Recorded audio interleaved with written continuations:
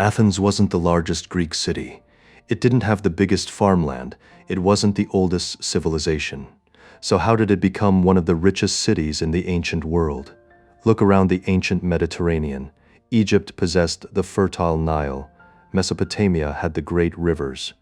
Persia ruled one of the largest empires the world had ever seen. Athens had none of these advantages. Its countryside was rocky. Its farmland was limited. Its population was relatively small. By every measure, Athens should have remained a modest Greek city-state. Yet by the 5th century BC, it had become one of the richest cities in the Mediterranean. Its markets overflowed with goods from 3 continents. Its silver coins became trusted far beyond Greece. It built temples so magnificent that they still stand more than 2,000 years later. It funded the largest navy in the Greek world. So how did this unlikely city become so wealthy? The answer begins not with gold, but with geography. Chapter 1, a poor land that faced the sea. Athens occupied the region of Attica. Unlike the fertile plains of Egypt or southern Italy, Attica offered only limited farmland. Large-scale grain production was difficult. This could have been a disaster.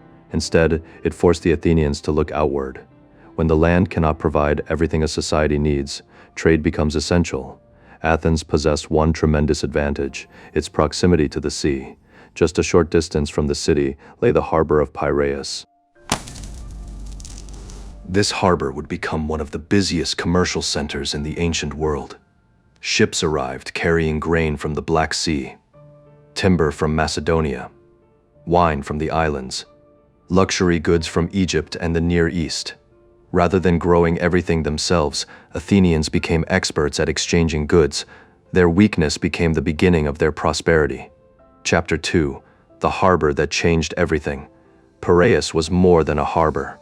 It was an economic machine. The port connected Athens with hundreds of markets throughout the Mediterranean. Warehouses stored imported goods. Shipbuilders repaired vessels. Merchants negotiated contracts in dozens of languages. Money changers converted foreign currencies. Every arriving ship represented opportunity. Every departing vessel carried Athenian products abroad. The city became a crossroads where ideas, people, and wealth constantly flowed. Unlike many ancient cities that depended almost entirely on agriculture, Athens developed a diversified economy built on commerce. Chapter 3, silver beneath the ground. Trade alone could not explain Athens's extraordinary wealth.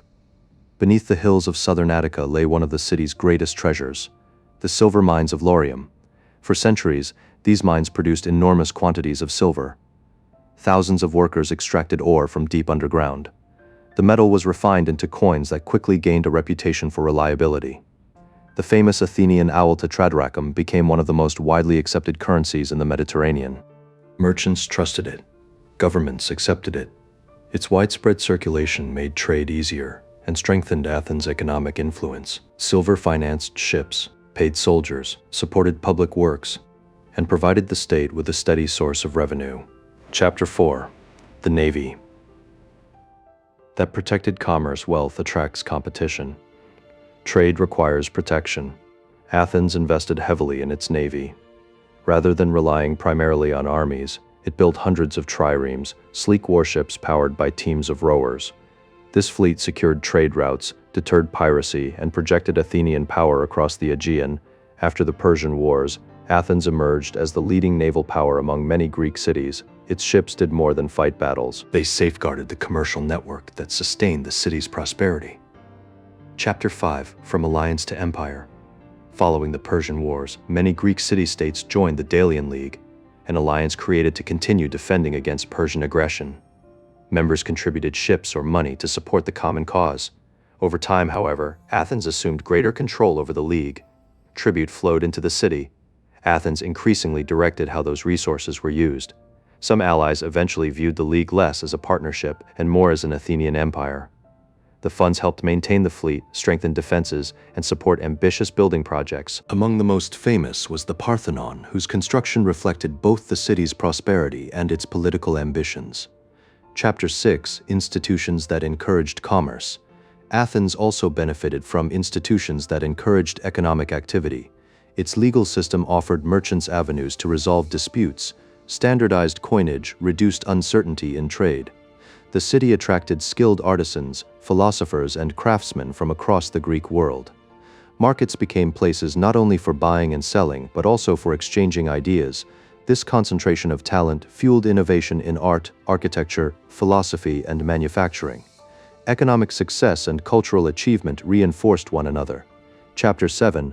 The Costs of Wealth. Prosperity did not eliminate conflict. Dependence on imported grain made Athens vulnerable if sea routes were disrupted.